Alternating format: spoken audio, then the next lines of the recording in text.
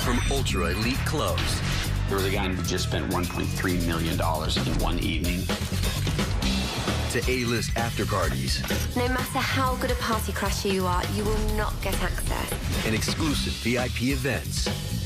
They have a heavy screening process. You can't just buy a ticket. Beyond the red carpets and movie sets lies a forbidden Hollywood, known only to the rich and famous. Life for a Hollywood VIP is so different from the normal civilians. They can have anything they want at any time. But what really goes on behind the scenes? The Harvey Keitel character you saw in Pulp Fiction, he really exists. How far will celebrities go to cover up a scandal? How much money do you want to make this just go away? And what shocking truths might be exposed when we draw back the curtain and take a glimpse into secret societies of Hollywood.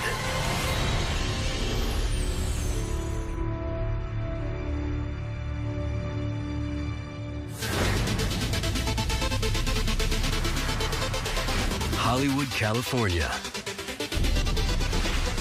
For nearly a century, it has been the playground of the rich and famous. But behind the locked doors and security gates is a world known only to a privileged few. A world that those on the inside will do anything to remain a part of. The creme de la creme of all of Hollywood. They can have anything they want at any time. The kind of things that we are told but can't print would blow your mind. If you're famous, you can get anything. Ever since the earliest days of Hollywood, members of the entertainment industry elite have had to form secret alliances to remain viable in the world of luxury and privacy they've come to cherish. But what are these secret societies? Who's in them? And what do you have to do to be a member? When it comes to getting away with things, celebrities get away with, I would say, everything. Celebrities like to hang out in their kind of secret groups, in their secret clubs. Being a Hollywood VIP comes with one very important perk. Something only money and fame can buy. VIP access. And nowhere is that more important than at the doors to the city's most exclusive clubs and parties. The top nightclub VIP rooms are difficult to access. You have to know the right person or be the right person, and that's it. And once you get in there, it's a free-for-all. Celebrities let their hair down, and it's a party. The VIP rooms in Hollywood now are sort of obsolete in favor of VIP clubs. So you do smaller clubs that cater to the kings and queens of the city. And then within that, you have tables that create the real estate that they even feel more protected. Dean May and Tony Daly are two of Hollywood's most prominent party promoters.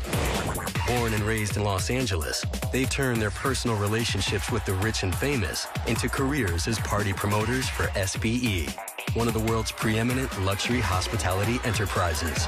Los Angeles is a promoter-driven town. Promoters are the kings of LA, and what good promoters are doing what nights is kind of dictates what goes on.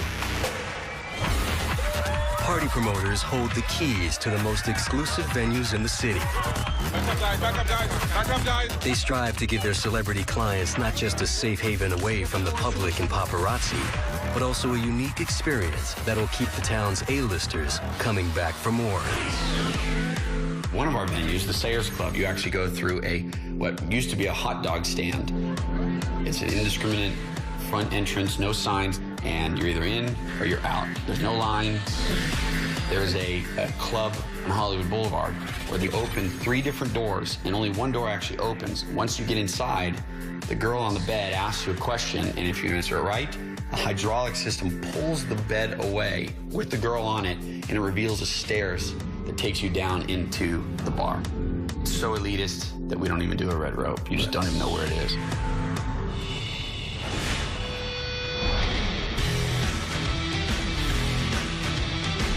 The hottest club right now is Beecher's Madhouse in the Hollywood Roosevelt Hotel. You enter through a bookcase, and once inside, it is like a circus. There are little people working as bartenders. There are burlesque dancers. There are transvestites. I mean, it is a madhouse, and celebrities love it. You're never quite sure what's going to take place inside there. Miley Cyrus loves to party there. It's become a place where every A-lister likes to go. Paris, up here, baby. Come on. I would say that the hardest consistent door to get into in Los Angeles is Greystone Manor. It's probably in 15 rap songs right now. It's got a Sunday night hip-hop party that people literally come to Los Angeles for. Of course, for some celebrities, the best way to make sure a club meets your expectations is to run your own. Stars like Charlie Sheen, Jay-Z, and Shaquille O'Neal have invested big money in VIP venues where they can party hard with their very own inner circle. And all away from the prying eyes and cameras of the paparazzi. Bootsy Bellows has become a really big place for especially young Hollywood. It's owned by David Arquette and John Terzian. And what happens inside that club doesn't get out. So celebrities know that they can go there, they can party, they can dance. Selena Gomez famously went to Bootsy Bellows for her 21st birthday. Those who manage to get past security at these Hollywood hotspots enter a world where celebrities and their pals can behave as they please. There's no holds barred. They'll have these buffets where you have this beautiful woman or beautiful man laying on a table just covered in sushi. And everyone will come up, and I've watched this. It's just take the food off them, and you slowly reveal each part of their body as you eat this amazing sushi. It's amazing. Of course, it should come as no surprise that in a world where money talks, the one who spends the most talks the loudest. There was a guy who just spent $1.3 million in one evening buying 15 liters of Ace Rosé at over $100,000 a bottle. You'll see guys come in and there'll be 5 of them and they'll order 50 bottles of Cristal. And then before you know it, everybody's carefree because this guy's paying for everything. And, you know, you try and drink the whole 50 bottles. It makes for an amazing night when those guys come in. It's a lot of fun. Sure, these nightclubs are wild and crazy, but believe it or not, they're just a warm-up for what goes on at the even more exclusive after parties. What people don't know about Hollywood is, even though the bars shut at 2, that's when things get going and you go to the private house parties. It's like a high-end frat party at some $10 million mansion. Yeah. After hours house parties, you're more likely to see celebrities than you would inside the nightclub because it's more sheltered, and in the club, different people can get in. At house parties, it's way more controlled and there's more security. No matter how good a party crasher you are, you will not get access.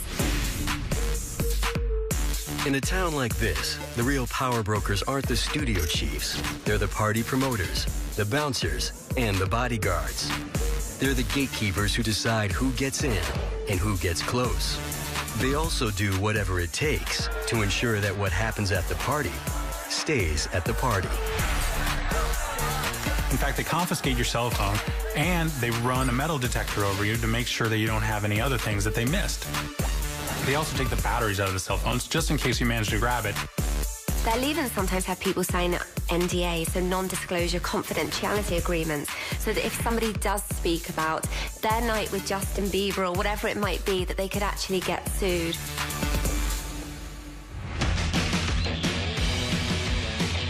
Located just 24 miles northwest of Hollywood, the gated hilltop community of Calabasas boasts A-list residents like Jennifer Lopez, Drake, and the Kardashians. It's also home to the most infamous event in town, Justin Bieber's Wild Kids parties. Justin Bieber is known for having quite wild parties, and we know this actually because some of his neighbors have spoken. They've been very angry about the noise and the loud music and the driving of the fast cars in the neighborhood. Now, he didn't always make people sign non-disclosure agreements. So we do know what happens in some of his parties. It's one guy for 4 or 5 girls. Now, what Justin would do is he would go up to the girls and he'd ask them 3 or 4 or 5 questions. And if they gave the right kind of answer that Justin was looking for, then he would take them back into a bedroom. It's generally different women every single night. And these parties are becoming legendary, and they are definitely an exclusive ticket, but maybe not a ticket that you want your daughter to go to. But whether it's a secret nightclub, a VIP room, or even a private house party, once a hotspot loses its cool factor, there's always another ultra-decadent destination ready to take its place. There's so many parties in Hollywood that you can't talk about. Every night, there's secret things happening all over the place that if you discuss, then you'd never be able to go to again, and you wouldn't be knowing about them. Coming up. One thing that a convention always needs, hookers. And Cannes provides the very, very best. Whether it's bondage and discipline or dressing the celebrity up like a baby and, you know, putting a pacifier in its mouth and changing his diapers. You can get that in Hollywood as long as you can pay for it, and it doesn't come cheap.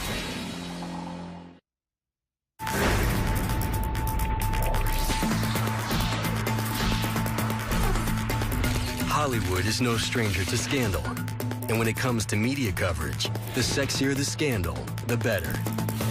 But whether it's a leaked sex tape or an actor coming out of the closet, there's much more going on under the Hollywood covers and within Hollywood's secret societies than the public knows.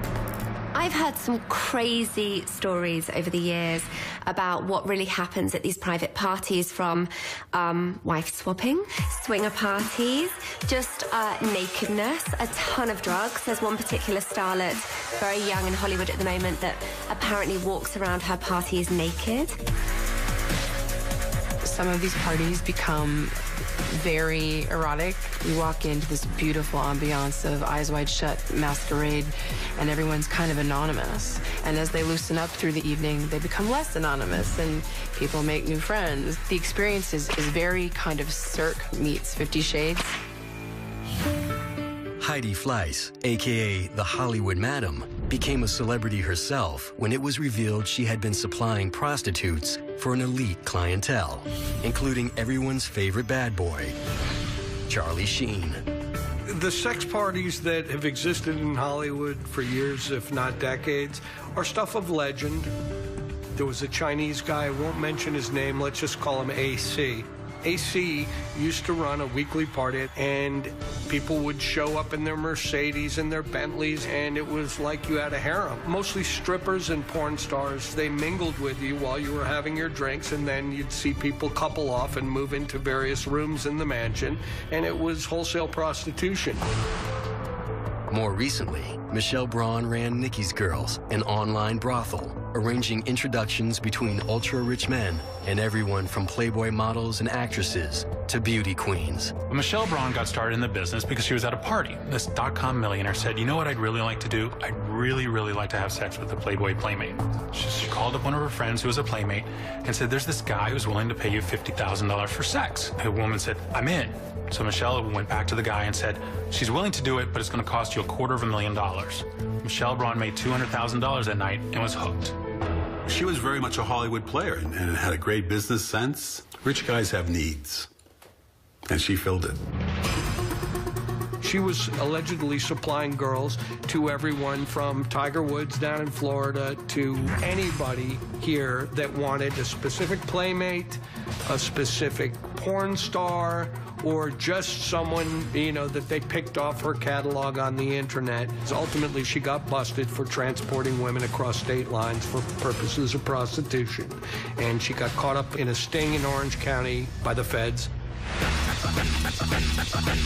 For Hollywood's top players, the ability to get sex on demand isn't restricted to the town's sun-drenched city limits. For 12 days each May, anybody who's anybody relocates to southern France for the Cannes International Film Festival.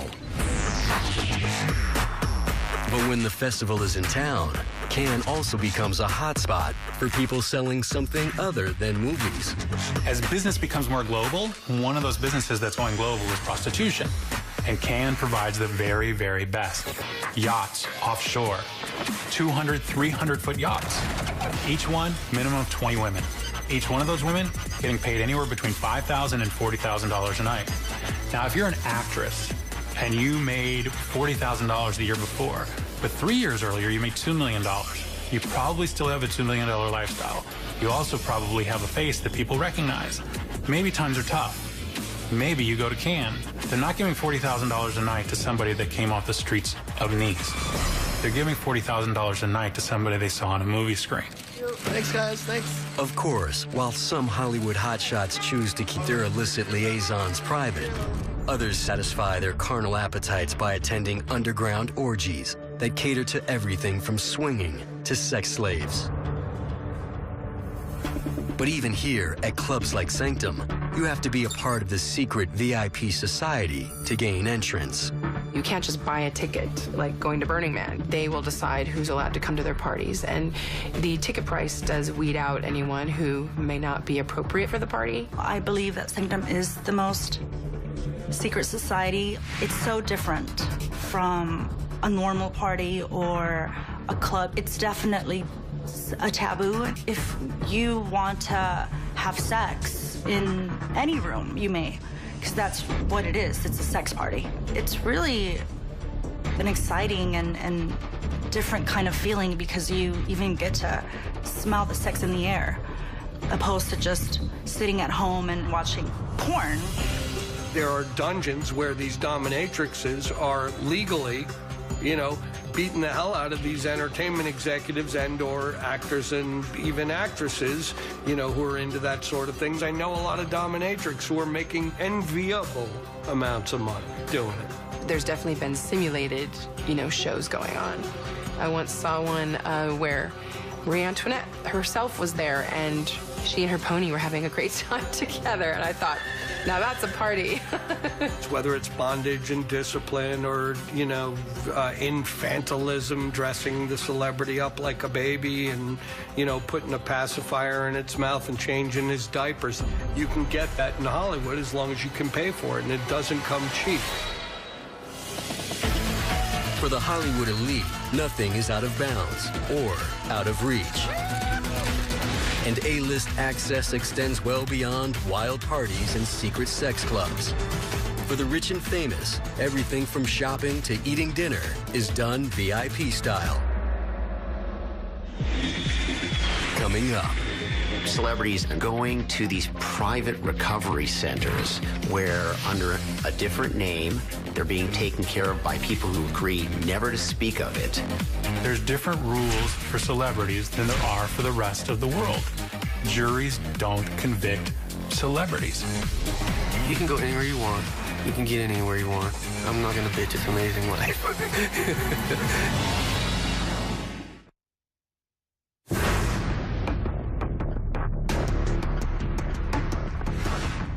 First, it was the gold card. Then it was the platinum. Now, it's the black card that really measures your street cred in the real world. But for Hollywood A-listers, their face and their fame is their fortune. That is, while it lasts. Life for a Hollywood VIP is so different from the normal civilians. People just won't say no to them. If they want front row tickets to any sporting game, any music event, any film, if they want to go to a shop when it's in the middle of the night and wouldn't normally open, those kind of things are accessible to celebrities. You can go anywhere you want. You can get anywhere you want. It is a different world when you become a celebrity. I'm not gonna bitch. It's amazing life. For Hollywood's heaviest hitters, the VIP treatment extends to every aspect of their lives. When flying into Los Angeles, a true celeb makes the scene in a private plane, and waiting to pick them up is the real Super Shuttle. There is a certain phone number that you call when you come into town. And when you call that number, arriving to pick you up at your private jet at Santa Monica Airport is a stretch limo driven by a very attractive woman. And inside that limo is every single narcotic or vice you could want. And it's there for your beck and call. You just have to know who to call. And that number just doesn't go out to, anybody. And if you thought you'd catch a glimpse of J-Lo shopping for munchies at the local supermarket, forget it. Hollywood VIPs definitely do not shop like regular citizens. For the right VIP, I can close stores.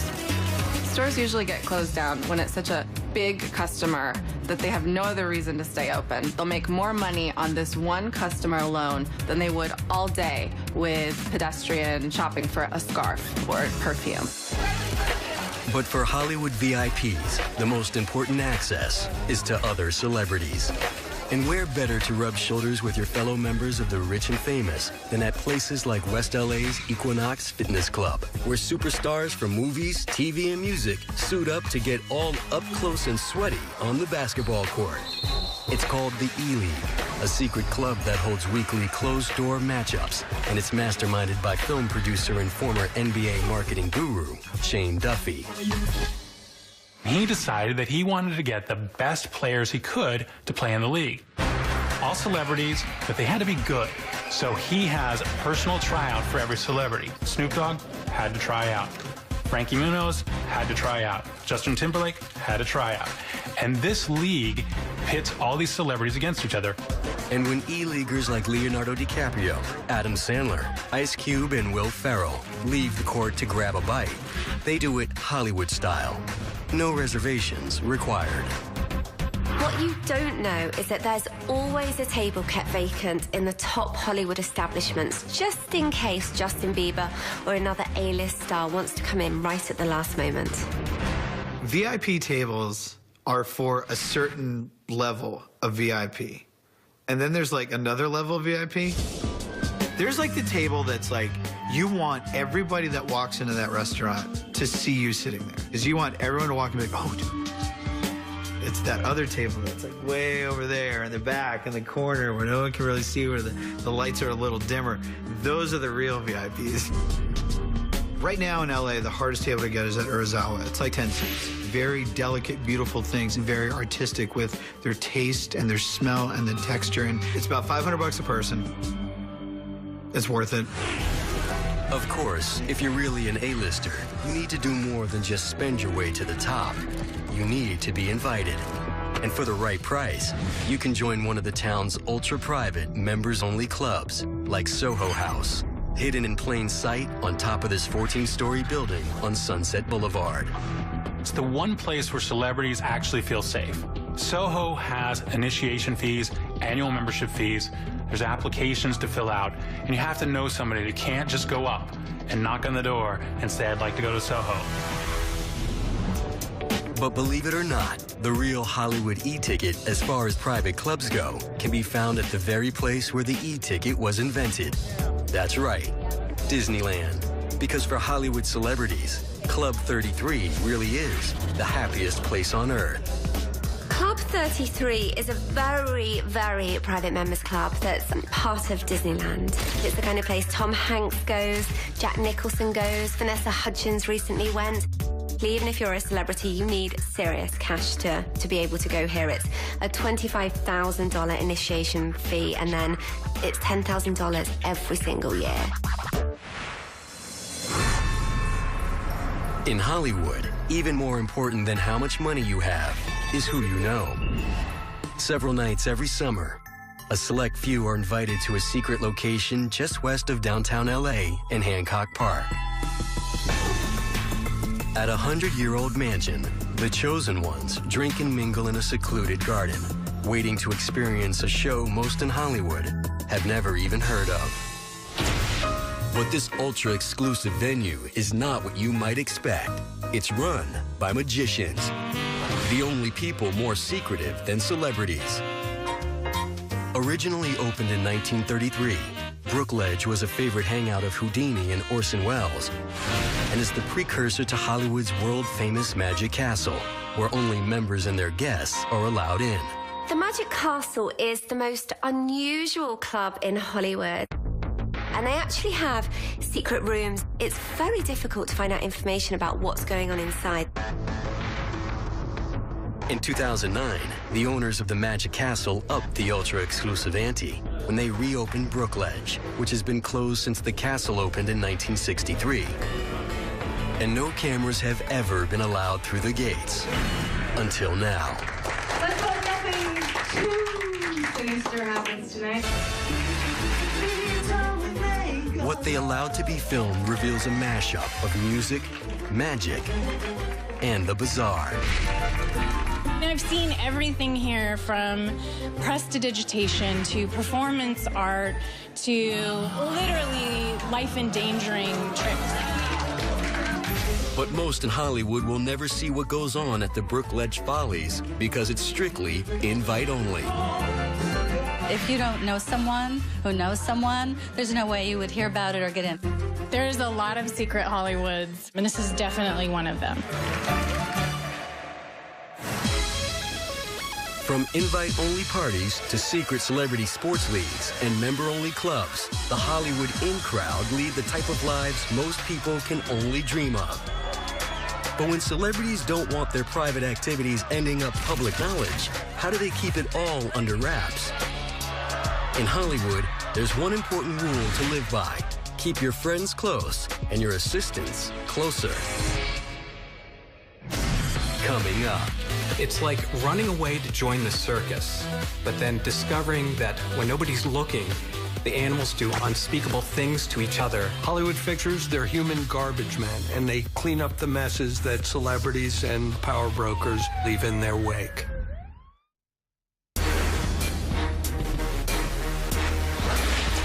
In Hollywood, a celebrity's closest allies aren't their friends, managers, or agents. It's their personal assistants. Why?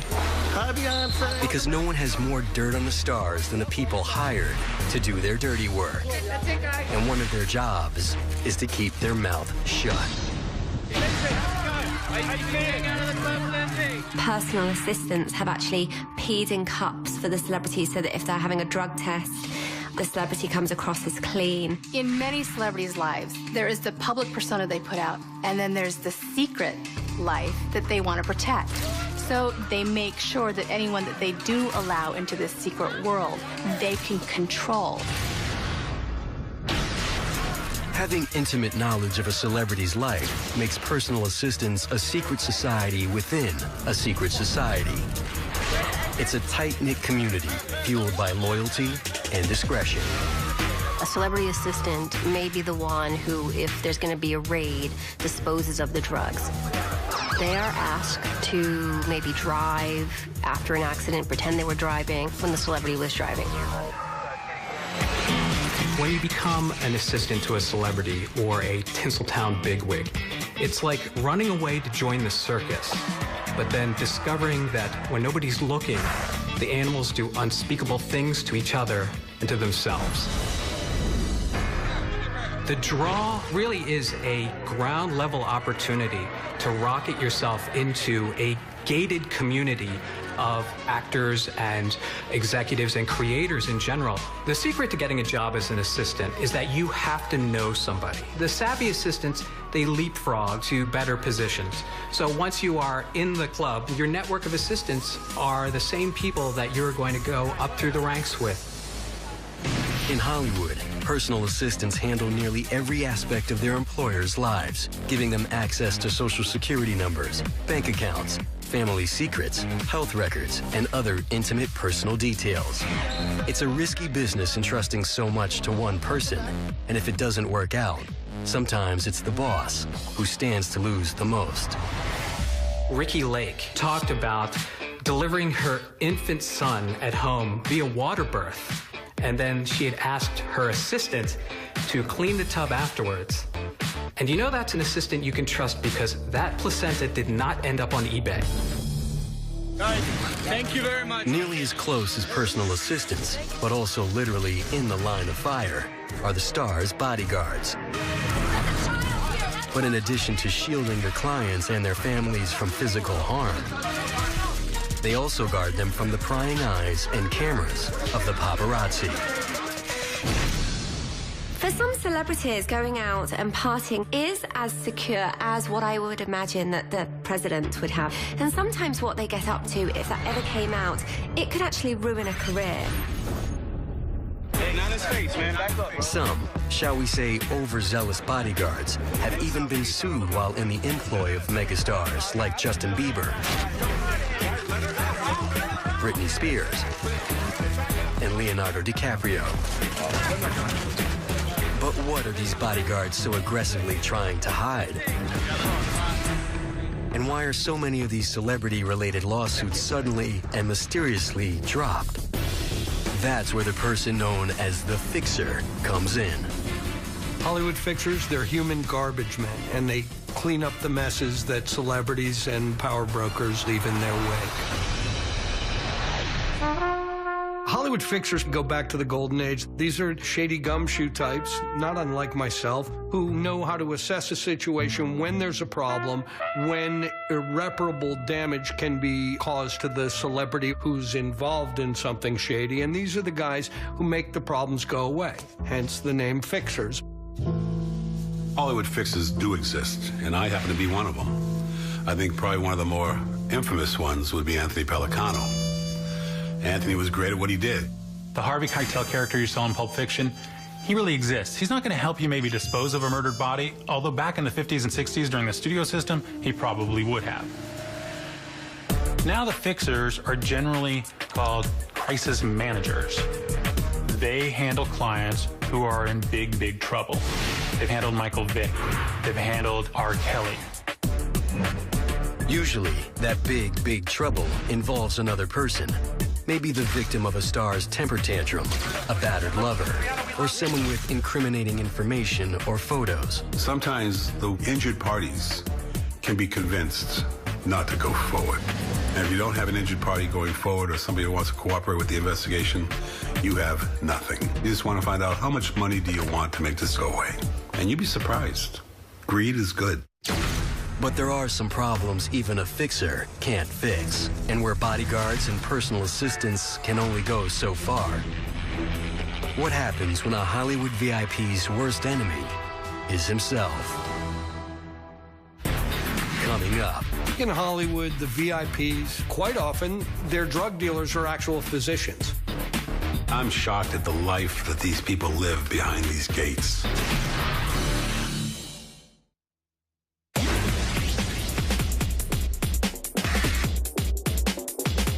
For those living in the Hollywood fast lane, designer drugs are as common a party favor as chips and dip. Many of the most exclusive VIP events have a Willy Wonka-like selection of uppers and downers available right from the bar. And the hot new drink is a codeine concoction that goes by the names Scissor, Purple Drank, and most appropriately, Lean. Lean, they call it lean because it makes you go like this. It's a cough medicine with codeine mixed with some sort of purple soda. They drink this stuff like soda pop all day long, and by the end of the day, you're leaning to the point where you're falling flat on your face. It may come as no surprise that in La La Land, drugs are rampant. But according to those on the inside, there's a secret network of drug users within the Hollywood community, and the public has no idea just how wild the party can really get. It happens in the bathroom, it happens in the back bedroom, because you never know who's gonna see it and judge it. So there is sort of a secret society of people who know that they all do hard drugs, and it's sort of a nod and a let's go over there. The drugs are either designer drugs like ecstasy, ketamine, OxyContin, narcotics, painkillers are really popular in Hollywood and really addictive. That's right. The hottest drugs in Hollywood are legal, with a prescription, that is. And in this town, even more valuable than the celebrity's autograph is their doctors. In Hollywood, the VIPs, quite often, their drug dealers are actual physicians, the legendary Dr. Feelgoods. These are doctors who have a small handful of very wealthy clients, and they're making $1 million a year peddling drugs.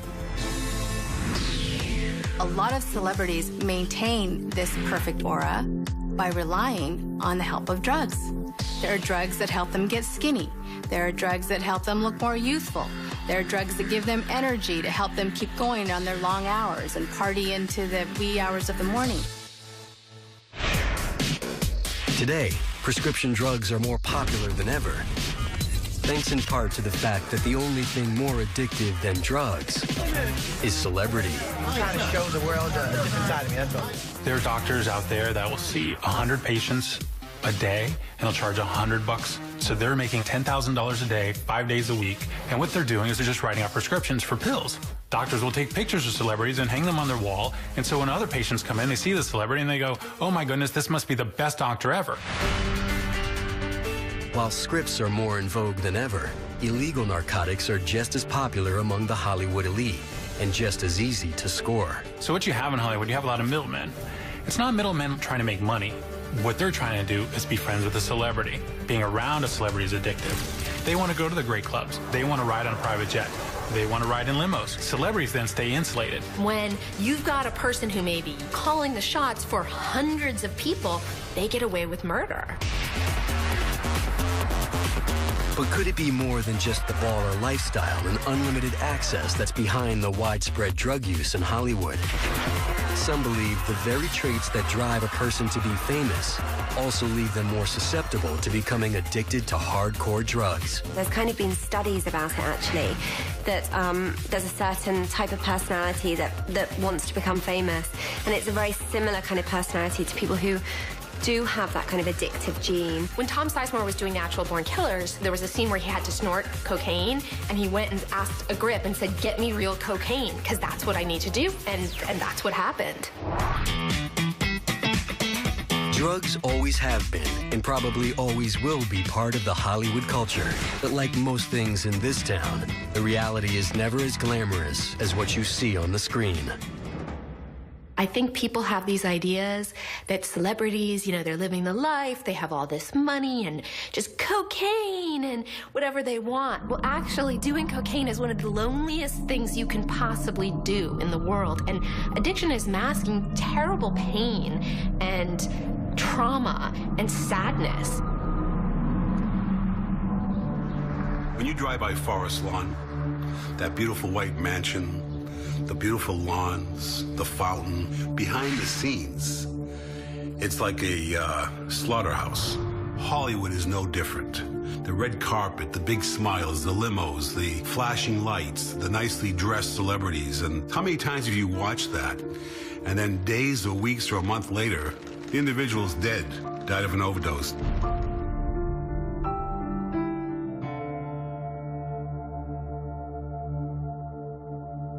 I'm shocked at the life that these people live behind these gates. Sooner or later, most drug addicts end up behind bars.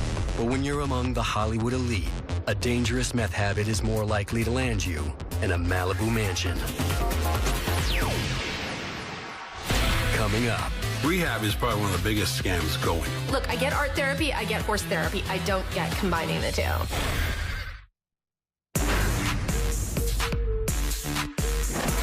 In Hollywood, drugs are so much a part of the culture that most heavy hitters will take a bump with as little fear of the law as a jaywalker. There's just tons of people who are ready to give you what you want. It's nuts. But even A-list addicts eventually have to face the music. Only for them, it's a much different tune. The bottom line is when you're wealthy and you have a certain amount of fame to your name, you tend to get away with a lot of stuff. When celebrities hit rock bottom, high-end rehabs are there to help them pick up the pieces. While the Betty Ford Clinic used to be the hot ticket for celebrity rehab, it pales in comparison to the newer luxury treatment centers catering to the stars. 2 years ago, we thought $30,000 a month was a lot to pay for a month-long stay in a rehab. Now we've got recovery centers that are charging up to six figures, $96,000, $100,000 a month. There's no secret why the rehab and recovery industry in and around Hollywood is probably a $25 billion a year industry. There are treatment centers that are $95,000 a month where you're kind of allowed to do whatever you want. They also have 500 thread count sheets and masseuse and all these sort of luxury amenities. A lot of them are strategically placed on cliffs overlooking the Pacific Ocean. They call themselves recovery centers, coddling and nurturing and feeding and offering all kinds of distractions by way of movie nights and haute cuisine and field trips and surf lessons and things as absurd as, believe it or not, equine therapy. There are ridiculous things that people do. There was a rehab that was doing horse painting, where you take a horse and you paint on it. Look, I get art therapy, I get horse therapy. I don't get combining the two. There was a doctor that was detoxing celebrities for 10 grand a day at a Beverly Hills hotel. He would detox you. There was a big celebrity who I was told was going into rehab in that person's own home, and that was how they were keeping it private. And I remember the celebrity actually calling me from their house and saying, "I'm not in rehab." And I was like, "I know, you're doing it at your house." There are a lot of quick fixes that money can buy, you know, to allegedly help an addict get through the withdrawal process. There's a lot of folklore about literally some celebrities having, you know, their blood drained and replaced. There are expensive drugs that they can replace the drugs that you've been putting in your body, and things that can lessen the horrible sort of suffering that comes along with drug and alcohol withdrawal. But is rehabilitation from a hardcore drug problem really possible while sitting in the lap of luxury? The nature of addiction is sooner or later you have to, quote unquote, hit your bottom. And that means whether it takes you literally to Skid Row or the Skid Row is a state of mind, you need to be down and out in order to look up and get better. Well, they do everything possible not to let you reach that bottom that is necessary. Rehab is probably one of the biggest scams going. If it's not done right, it's not going to work. And right is making sure that you get medical treatment, that you're hospitalized in a real hospital, and you get real treatment. And if you're real successful at failing at rehab, you end up dead. And I think that list is a big list in this town. The best secret to getting sober is unfortunate for celebrities because it's finding humility, and it's sort of really believing and accepting you are just the same as everybody else, which is such a challenge for celebrities when you've got the whole world treating you like you're better than everyone else. The real question is, how are you going to stay stopped? This calls for a fundamental change in you. And if that change doesn't come about, as soon as you get clean, you know, the first call you're going to make after you call your agent is to call your drug dealer. But although rehab in Hollywood is more caviar than cold turkey, some celebrities do find a way to get clean, and often through the counsel of another celebrity. I remember with Tom Sizemore, what his family did is they got Robert De Niro, who was his idol, to come to the intervention, and that's gonna work. Matthew Perry is an amazing example of somebody who very publicly suffered with addiction, but when he finally got sober, I think that he became determined to sort of try to change the face of what addiction is. He took this beautiful house that he has in Malibu and turned it into a sober living house. For most who've had a taste of the rock star lifestyle, it doesn't take much to veer off the straight and narrow. And for the Hollywood elite, when all the hard living catches up with them, their VIP access extends to the doctor's office as well. Coming up, human growth hormone, testosterone, estrogen treatments. These things are used by a huge percentage of people in Hollywood. People would be surprised if they knew the number of things people in Hollywood do to sort of look a certain way.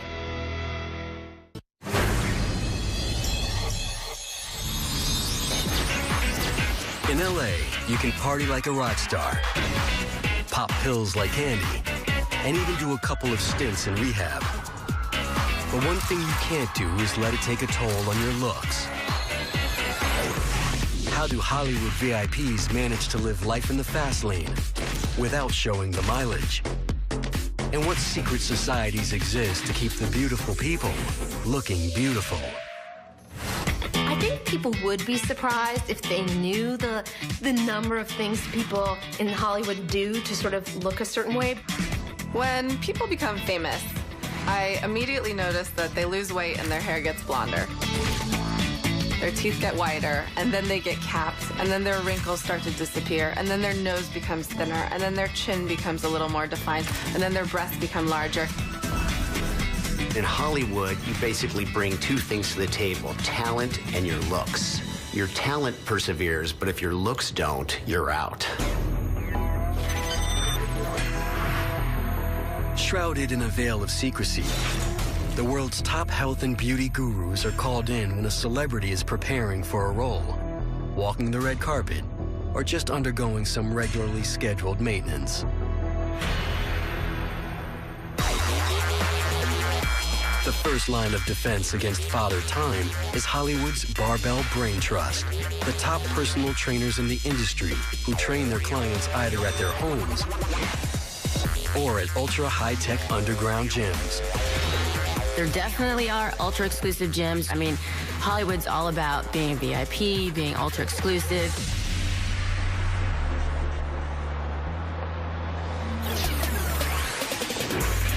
Tucked away in a Beverly Hills alley is the entrance to a top-secret facility where A-list names like Affleck, Perry, and Messing sneak in to work out.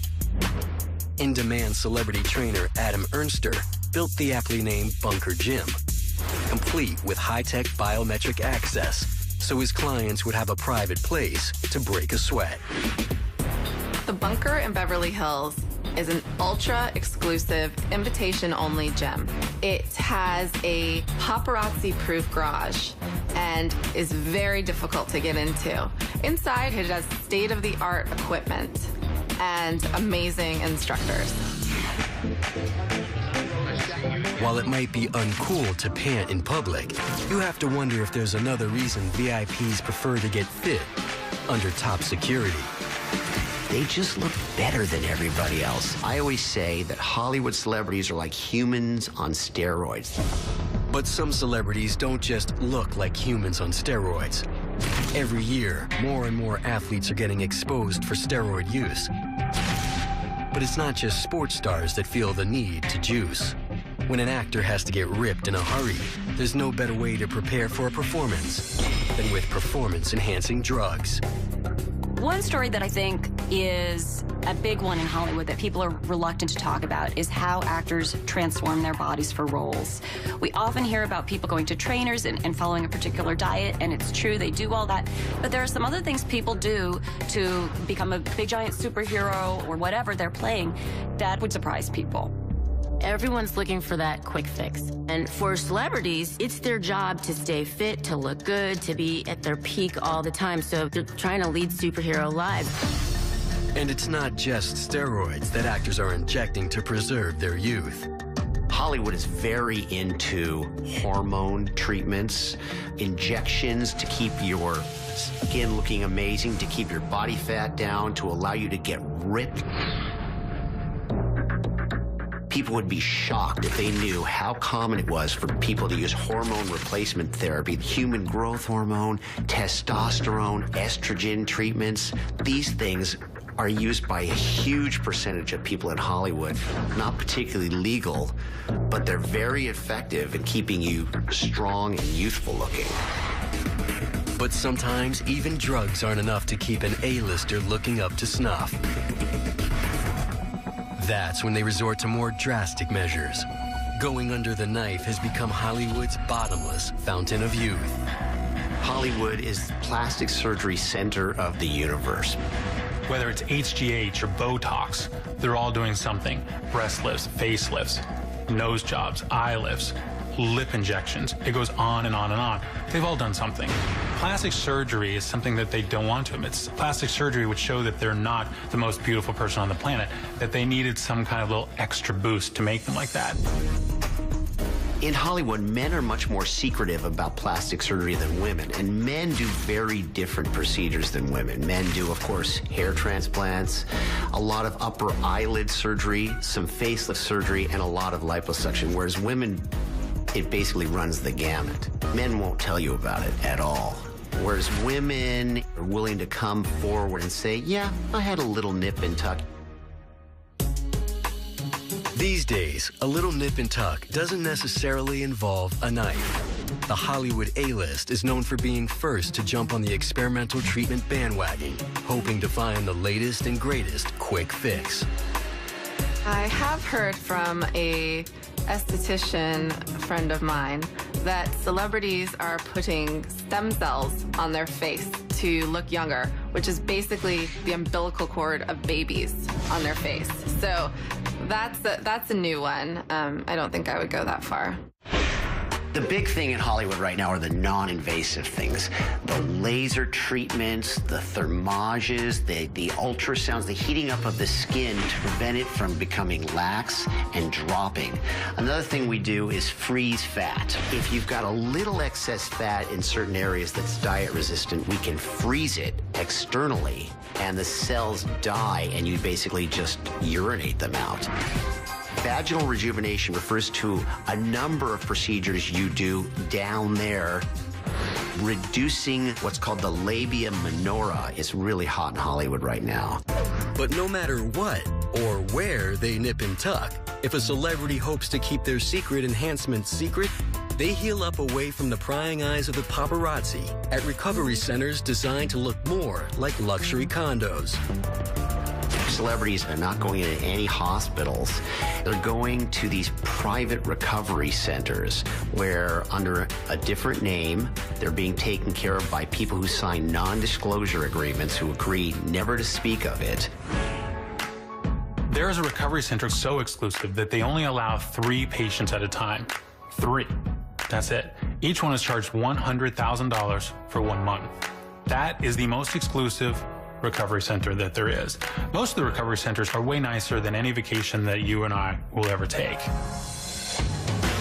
The rich and famous will go to any length to preserve their beauty and to keep the public from knowing about it. But no matter how many precautions celebrities take to ensure that their private lives stay private, in the internet age, it's impossible to keep everything hidden.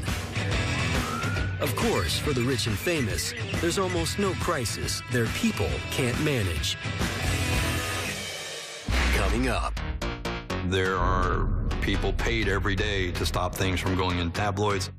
I've never felt that the playing field of the criminal justice system is fair and flat. It's flat and fair for some people, but it's very hilly with some big pits for a lot of others.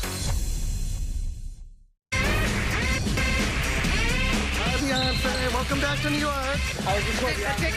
From bodyguards to fixers to plastic surgeons, the biggest Hollywood celebs employ an impressive entourage to keep their image intact.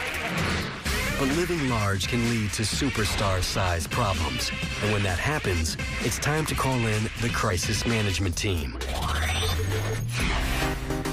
In the face of this secret society is the publicist. We sort of get blamed for everything that goes wrong in a celebrity's career. And then you cross into the realm of damage control PR and scandals and who did your client sleep with and are they breaking up a marriage and did they have a DUI yesterday? We're sort of like a parent, an assistant, a therapist, a bail bondsman. It's crazy how much goes on and then we don't get enough credit from our clients. There are people paid every day to stop things from going in tabloids, the media, so that they shut it down real quick. Damage control has been essential to celebrities since the golden age of Hollywood, long before the time of Lindsay, Britney, and Paris. They were called flaks back in the day. You wear a flak jacket when you're in combat to shield you from bullets and shrapnel hitting you, and they used their publicists to kind of protect them from anything negative sort of flying at them. Publicists work in cahoots with their extensive Hollywood network to limit the damage from public scandal. But once legal repercussions are looming, it's time to bring out the big guns. Hollywood power players have their pick of the world's best lawyers. Lucky for them, the most ruthless ones live in L.A. Attorneys like Mark Garagos and Marty Mad Dog Singer have saved scores of celebrities from prison. Just ask Chris Brown. Chris Brown really owes a lot to his attorney, Mark Garagos, who was able to take a really horrible situation. We all saw those pictures of Rihanna's face badly beaten, and he kept him undercover for a while so people could kind of forget what happened. He brought out the story of Chris Brown and his problems, and then he had Chris really focus on his talent so people could remember what they loved about Chris Brown in the first place. A few years later, Chris Brown's a star again. And it has a lot to do with Mark Garagos. You'll see him on Larry King. He knows how to handle the media. He's very, very good at what he does, and he managed to restore the reputation of somebody that everybody in America literally hated. Garagos got Chris Brown 5 years probation. He helped get Michael Jackson acquitted. and got Winona Ryder wrist-slapped with a fine, community service, and counseling. Some of the secrets the celebrity lawyers use with their clients to help project this innocent appearance, they tell them how to dress, put the sweet little sweater on, wear your hair pulled back, minimal makeup, look down when you're in court, look sorry, say yes ma'am, no ma'am, don't smile too much. There's different rules for celebrities than there are for the rest of the world. Juries don't convict celebrities. And it's not so much that the prosecutors are afraid of them, it's that they know that the jury of the peers are never ever going to convict them. So they just choose to offer up some kind of plea deal. The hardest thing about a celebrity trial is what I call the celebrity phenomenon. Rather than just judging them on the crime they committed, they're looking at their movie history or their athletic ability, and they already have this halo effect. I remember I was in the courtroom when O.J. Simpson walked in. I knew that he was guilty, and yet you felt that presence. He walked in with that suit that was cut beautifully, and every woman and man sat there and their jaw dropped because he just had that presence. But might some of Hollywood's most powerful attorneys also engage in shady dealings to protect their troubled VIP clientele? I've seen them do things that would, in any other town, would get them disbarred in a hot minute. Things like suborning perjury, getting people who have said something in depositions about a celebrity to change their testimony. That's illegal, but in Hollywood, it's like there are no laws. The rules do not apply. Some celebrities even have access to a special kind of expert most people don't even know exists. Wendy Feldman is a member of a secret society of professionals known as alternative sentencing consultants. When attorneys get stars out of trouble, she helps them stay out of trouble. They'll be called in to coach somebody out of legal trouble or from creating more legal trouble. And I call that an incarceration. And that's a word I trademarked, and it really just means a legal intervention. Whether today it's a DUI and tomorrow it's shoplifting, and then the next day it's tax fraud. Celebrities have a habit of pushing the limits, and their entitlement makes that even harder because they're used to getting away with things. I had a case last year with a very major celebrity. She was charged with something that she shouldn't have been charged with, and we got the charge dropped. But had she not had the resources to get together the right team, she'd be sitting in jail right now. If the public knew what some of their favorite actors were like in real life, they would not want to ever turn their movies on again. I've never felt that the playing field of the criminal justice system is fair and flat. It's flat and fair for some people, but it's very hilly with some big pits for a lot of others. A celebrity who's in trouble will do almost anything to stay out of the news. But perhaps even more surprising is how often the bad press is all part of the plan. Coming up. I don't know what some of these people get paid to crash some of these expensive cars, but the more accidents a celebrity can have in a Bentley, the better it is for that brand to see, look, celebrity so-and-so, they wrecked one of our cars. People would actually be shocked at what lengths celebrities go to stay in the news.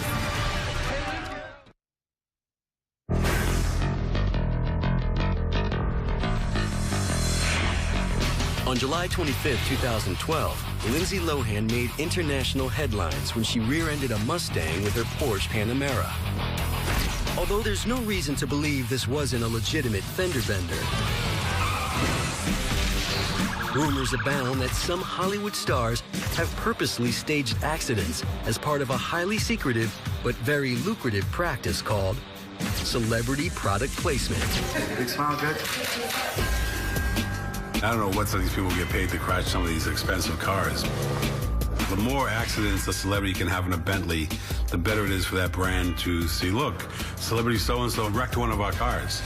They don't care. As long as the name is out there. It's all about the money, and it's all about the attention you can bring to a subject. And that's what a PR person does, either bringing attention to the subject or diverting attention from the subject.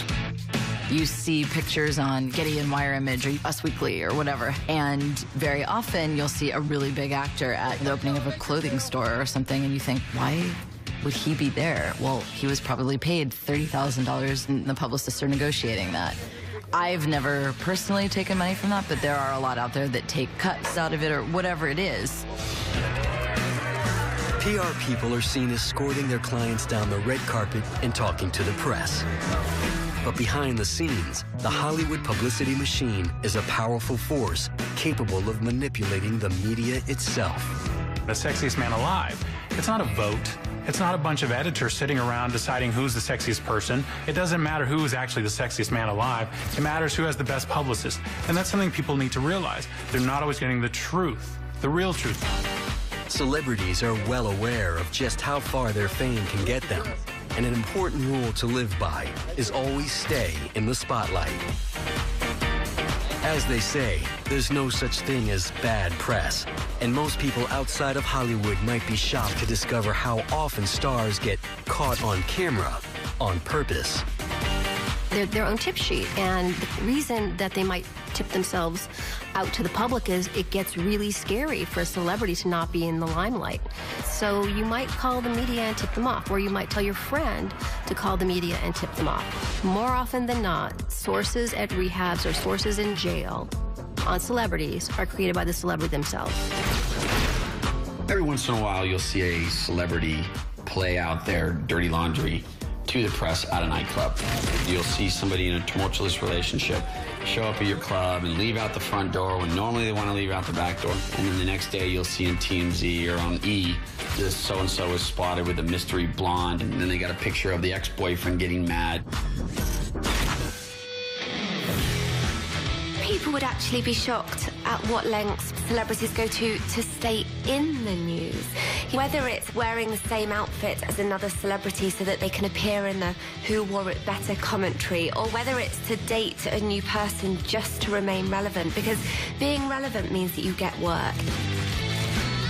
Very few people are famous in the way that I think most people assume fame works. There's probably like a dozen people at any time who are Kim Kardashian famous, Lindsay Lohan famous, where if you go outside, there's going to be paparazzi. If you're not one of those 12 people, you have to kind of find the paparazzi. You have to go to one of 10 places. You have to go to the Ivy, you have to go to one of 6 nightclubs. The Hollywood publicity machine doesn't just support celebs. It also influences which films win awards. There are PR campaigns that can be done to help actors and films garnish award nominations within all of the award shows. And I don't think the public would ever be aware. I don't even know if the public really even knows about the actual nomination processes within each award show. They're almost secret societies within all of the different organizations that handle the nominations. And there's probably a lot that I don't even know as a publicist because it goes on with executives. The campaigns for the Oscar ratchet up every year, and they're really serious. They're almost like on the level of political campaigns. Whether it's campaigning for awards, making a scene at the right club, or even orchestrating a car crash, celebrities are always finding ways to stay in the spotlight. But could there be an even higher power in Hollywood than the publicity machine? Does divine inspiration exist in Tinseltown? Or is the bottom line Hollywood's only Bible? Coming up. Not only was it okay to use sex to bring people into the organization, but it actually was a good deed because you're converting someone to Christ. Hollywood is like Sodom and Gomorrah with valet parking.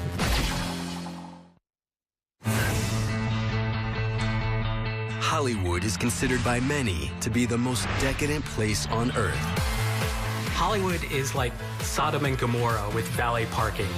But in a town famous for its flagrant immorality and celebration of sin, some people might be surprised to know that conservative religious institutions have more influence than any other outside groups. Christianity is big business. They own media empires. They own publishing empires. They are very, very big, and billions of dollars go into Christian programming and even movies. Mel Gibson's movies make hundreds of millions of dollars because Christians are as devout to the kind of entertainment that's put before them as they are to the doctrine that is handed to them every Sunday in church. Most people in Hollywood are not outwardly religious. And in contrast, many people in America are very religious. So what you'll often see studios do is try and figure out how to make their movie more attractive to a particular religious community. It's not in order to convert people, it's in order to make more money, which is ultimately the real religion of Hollywood. Religious themes can be found in nearly any movie, but sometimes the studios will secretly go out of their way to make sure a blockbuster caters to a Christian audience. With Man of Steel, Warner Brothers attempted to court a Christian movie-going audience, and they did that by offering early screenings to pastors, making some suggestions about scripture that relates to the movie, and generally sort of emphasizing themes that they felt were Christian in Man of Steel. It's actually not that unusual. Another movie where that was done recently is The Butler. There's even a totally different trailer for that movie, which has gospel music playing, and Oprah uses the word God, which is different from the one most people saw. Denzel Washington, Mel Gibson, and Martin Sheen are just a few A-listers who are known to be devout Christians. But many in the entertainment business find themselves drawn in by more secretive and less mainstream religions. Los Angeles is the best place to start a new religion. The way things happen here is they happen in private ceremonies, parties. So you meet people who want to take you into this place where there's some juice, there's some power, there's some wisdom. With megastars like Madonna, Gwyneth Paltrow, Britney Spears, Paris Hilton, Ashton Kutcher, and Demi Moore all having joined its ranks at one time or another, a previously secret Jewish mysticism has gained a powerful following in Hollywood: Kabbalah. It's a little-known, esoteric, ancient organization that teaches how to get in tune with the divine, how to really get in touch with God so that you can achieve your own levels of success that these celebrities so desire. How to, in a sense, become a god yourself. Though Kabbalah is based on Jewish principles, some of the practices of its members, like holding cleansing dinners, wearing red string bracelets to ward off evil, and reading books written only in Aramaic, have raised eyebrows. Another religion that's gained an even bigger following in Hollywood and is even more secretive is the Church of Scientology. How has Scientology gained such a substantial A-list following? And why is the media so afraid to talk about this secret society? Everybody was afraid it's this secret celebrity club, but they have some really famous and powerful members, so we're not going to touch them because we don't want to jeopardize our relationship with those famous members. What are they doing in there? Why are these minions marching around Hollywood in sailor outfits? Is it a cult? Scientology is one of the most fascinating things in Hollywood because there are so many celebrities involved and executives and writers and directors and producers that we don't know about and you don't hear about, and the little bits and pieces that ever come out seem to kind of go away and get squashed so quickly. That, I think, to me, is what's most fascinating. There's an idea in Hollywood that you become a member because they hide things for you or help keep it out of the media. The Church of Scientology is recognized in the United States and other countries as a legitimate religious organization. But Hollywood has also proven to be a breeding ground for many underground fringe religions, like the Children of God. Children of God started in 1968 in Huntington Beach, California. Reverend Dave Berg starts preaching at this coffee shop, and it's kind of this like groovy, hippie preacher. One day, Berg devised this plan called flirty fishing. Flirty fishing said that not only was it okay to use sex and sexuality to bring people into the organization, but it actually was a good thing. It was a good deed because you're converting someone to Christ. So imagine you're a Hollywood screenwriter, you're at a party in these hills, and all of a sudden you're being talked up by three beautiful young women. And you find yourself in bed with them. And they ask you at that very particular moment if you take Jesus into your heart. And many did. Even today, we know a lot of young people who are on the rise as movie stars and recording artists and TV stars who grew up in that group. The Children of God is still around today under a new name, the Family International, and it's only one of many fringe religious organizations in Hollywood. There are a lot of secret societies in Hollywood. You know, what you see from the outside is only the tip of the iceberg, but you know, it goes deep. You see satanic rituals happening, you hear about them from friends. There are culty organizations springing up left and right. This is not an easy place. It can be very isolated. People join up with organizations that may not be beneficial for them. With Hollywood's social and political influence, how concerned should we be about which top stars might secretly be involved with fringe religions? Hollywood is this kind of testing ground, this way of like warning us about where we're headed in the future. I don't necessarily agree with this idea that we're at the behest of some kind of secret cabal. Now that said, I wouldn't be surprised if we are. It's no secret that Hollywood has a strong effect on pop culture, and megastars may even influence people's religious beliefs. But might Hollywood wield even greater power than the public is aware? How strong a voice does Hollywood have in Washington, D.C.? Coming up. Celebrities are very forceful in the political arena. It's a lot easier to get a meeting if you're a famous actor or even a director than if you're probably an equally rich person who runs a trucking company.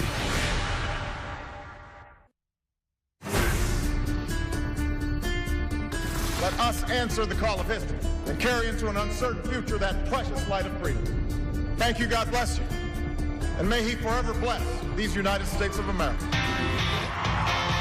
For his 2012 election campaign, President Obama raked in millions from celebrity fundraisers thrown and attended by A-listers like George Clooney, Ellen DeGeneres, Leo DiCaprio, Steven Spielberg, Beyonce, and Jay-Z. Republican opponent Mitt Romney found his own big-name support from Chuck Norris, Ted Nugent, Kid Rock, Gene Simmons, and most memorably, Clint Eastwood in his Empty Chair Act. But do celeb endorsements really help candidates at the ballot box? And what exactly qualifies the entertainment industry to have such strong political influence? Celebrities are used to being in control. They're used to being able to give their opinion, and they have a lot of money. That can make them very forceful in the political arena. People in the White House or in Washington are as starstruck as everyone else in America, so it's a lot easier to get a meeting if you're a famous actor or even a director than if you're probably an equally rich person who runs a trucking company.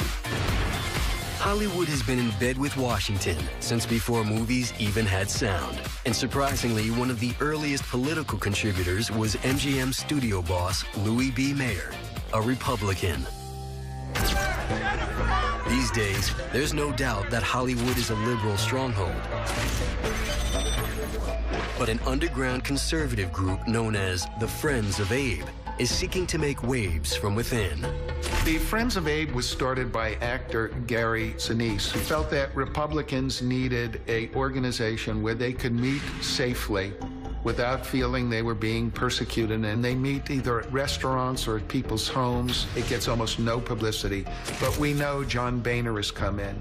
Eric Cantor has come in. And Judge Antonin Scalia has spoken to the group. But is it really necessary for this secret society of Hollywood Republicans to be so clandestine? Or is it simply paranoia? I don't make any secret about my political views, but I can understand the reticence, absolutely. I'll give you a little example of what it's like being a Republican in Hollywood.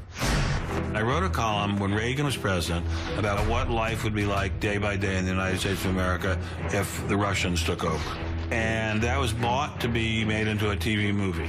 And the producer-director said he would not go forward with it if my name appeared on the screen as story by Ben Stein, which would be the normal Writers Guild requirement. Because he said, I will not have my name on the screen with someone who's associated with Richard Nixon. I think the general public would be astonished to know how incredibly, overwhelmingly liberal left-wing Hollywood is. George Clooney had the dinner for Obama, $40,000 a plate, raised $15 million, which I remember hearing that and just thinking, that's insane. Since the early days, the marriage between LA and DC has become a complex tale of codependence.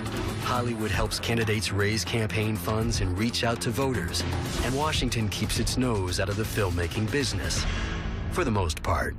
The greatest fear was Washington would come in and censor their films.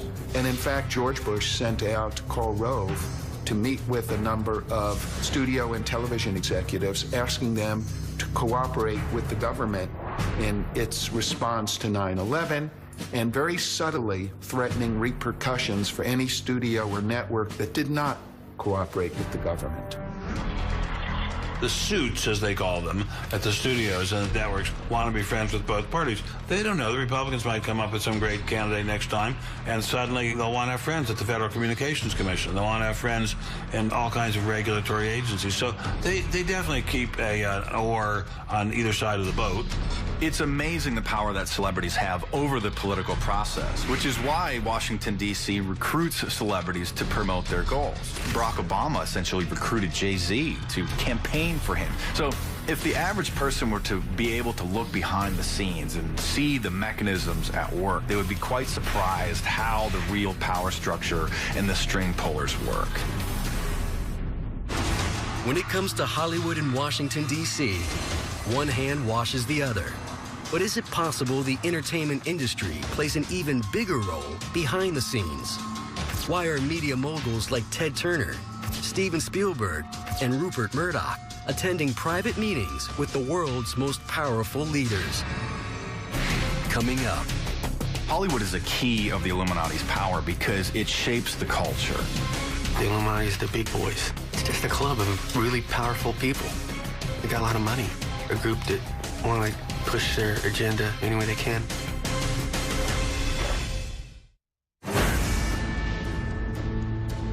Religious and political organizations are slowly being outed as some of Hollywood's most powerful secret societies.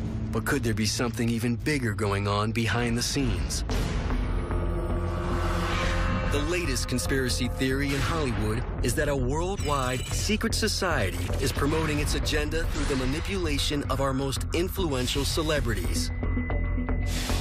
Some call it the New World Order, while others say it's the Entertainment Illuminati, linked to an ancient secret society of powerful men. The Illuminati was started in Germany in 1776 by Adam Weishaupt, who literally wrote plans down for how him and his secret society collaborators could take over the various sectors of power of society. The opinion shapers, the political power, the banking industry. And Adam Weishaupt knew back in the late 1700s that if you're going to shape a society, that you control the information. But could this ancient secret society really still be around today? While it may sound far-fetched, some people within the Hollywood community are convinced there really are modern-day Illuminati pulling the strings. The Illuminati is the big boys. It's just a club of really powerful people. They got a lot of money. A group that want to push their agenda any way they can. I don't know when they meet. I don't know exactly who they are, but got their hands in something. Definitely. There's a lot of people who think that we're at the behest of this secret cabal, a combination of the military and the intelligence communities and the oil business and the bankers. And those people also believe that Steven Spielberg is the head of the public relations part of that group. Steven Spielberg secretly acting as the PR man for an organization bent on world domination?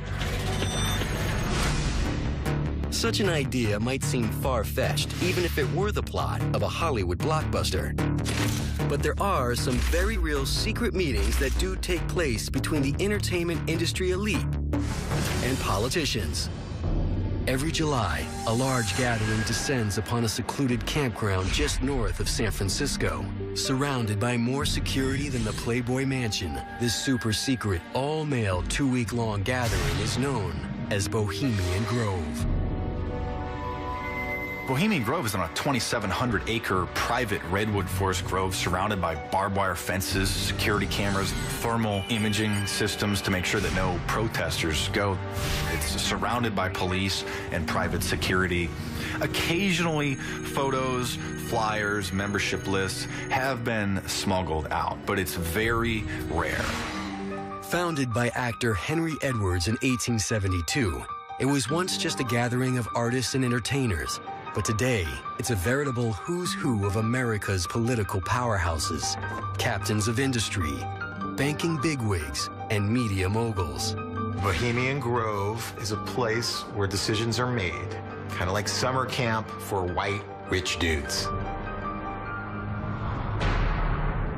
The few attendees who've been willing to talk about Bohemian Grove claim it's nothing more than a chance to exchange ideas with other powerful people away from the spotlight. But there are some who believe major political decisions are made at this very secret retreat. It's where the elite meet every summer, where they have these off-the-record talks about what's going on in the industries that they're involved in. The men that go